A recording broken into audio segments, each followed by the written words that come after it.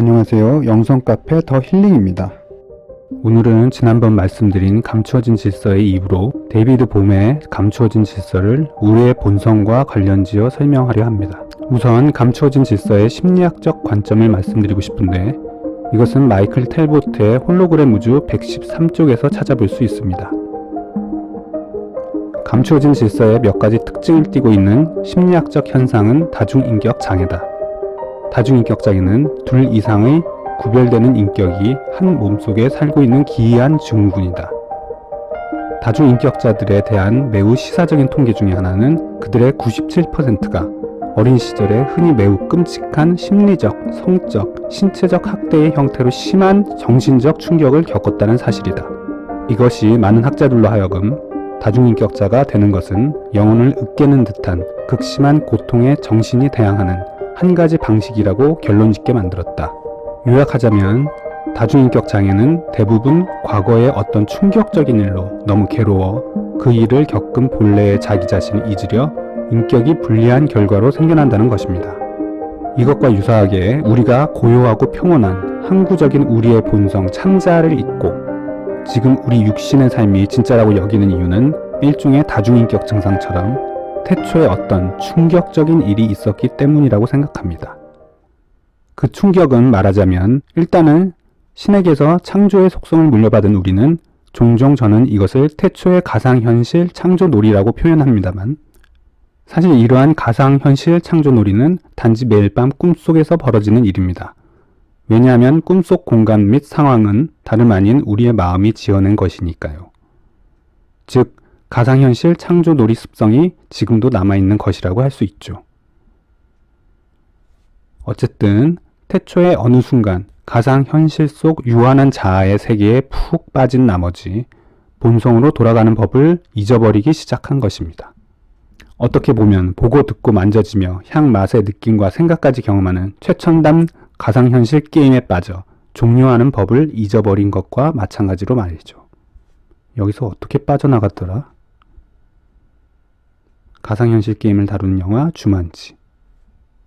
솔직히 제 설명이 와닿기 쉽지 않을 수도 있겠지만 어쨌든 본성으로 돌아가는 법을 잊어버린 그때의 충격은 마치 우리가 제일 사랑하는 사람을 잃었을 때 그때 상실감의 수천 수만 배 또는 그 이상이었을 것이라고 생각합니다.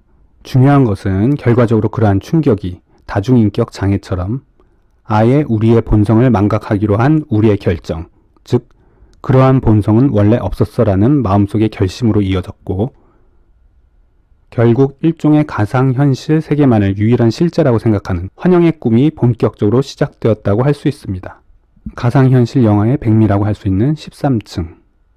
아울러 말씀드리고 싶은 것은 그러한 우리의 본성과 분리된 것처럼 보이는 환영의 꿈은 보통 신지학에서 육신 너머의 세계를 지칭하는 아스트랄계 또는 멘탈계를 포함해 말씀드리자면 단순히 생각 또는 사고 차원에서의 분리는 멘탈계의 꿈을, 감정 차원에서의 분리는 아스트랄계의 꿈을, 또한 분리의 생각이 응집되어 보다 견고하고 딱딱해 보이는 차원에서는 물질 세계의 육신계의 꿈을 꾸기 시작한 것이라고 생각합니다. 사실 거친 물질계를 포함한 아스트랄계, 멘탈계 등등의 모든 차원계에서의 경험은 꿈의 일종이라네. 사람들이 현실이라고 부르는 그것은 그 어디에도 존재하지 않아. 모든 것이 꿈이지. 하지만 진리의 탐구자는 결국 사람들이 꿈이라고 부르는 그 속에서 완전히 깨어서 사는 바로 그 방법을 배우게 될 것이네. 지중해의 성자 다스칼로스 2권 11장 꿈과 판타지 중에서 요컨대 우리가 좀 더 나은 어떤 꿈속에 있든 또는 어떤 수준의 사후세계 속에 있든 그것은 분리의 꿈들로 그러한 분리의 꿈을 완전히 벗어나게 되면 결국 지금 이 순간에도 그저 편안히 있는 참자로서의 우리 본성으로 깨어나게 된다고 생각합니다.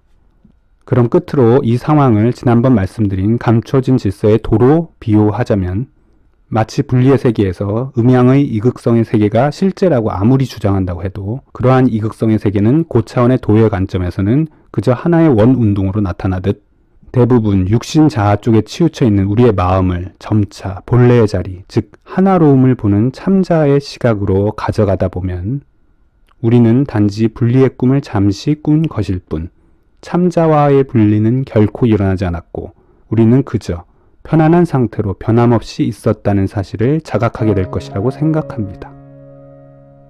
아가야, 너는 내 품에서 줄곧 편안히 있었단다.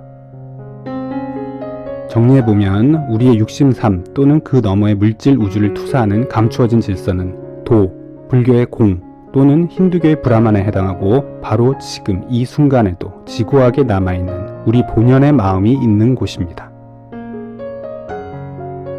사실 소위 말하는 깨달음이라고 하는 실제에서 깨어남은 감추어진 질서에서조차도 두 단계로 진행된다고 생각합니다만 이 내용은 다음에 또 정리되는 대로 말씀드리겠습니다. 아울러 저도 훈련하는 입장입니다만 이러한 깨어남을 위해 우리가 실질적으로 할 수 있는 일에 대해서도 점차 말씀드릴 예정이니 그럼 여유 되실 때 또 들러주시기 바랍니다. 그리하여 우리의 몸이 풀려나니 마음은 이 일이 내게 일어난 것이 아니라 내가 이 일을 일으키고 있다라고 인정하여 다른 선택을 내릴 수 있기 때문이다. 구원은 이 다른 선택에서 시작되어 분리를 향해 내려가는 모든 단계의 과정을 바꿔 마침내 모든 단계를 대올라와 사다리가 사라지고 세상의 모든 꿈이 해제될 때까지 나아간다.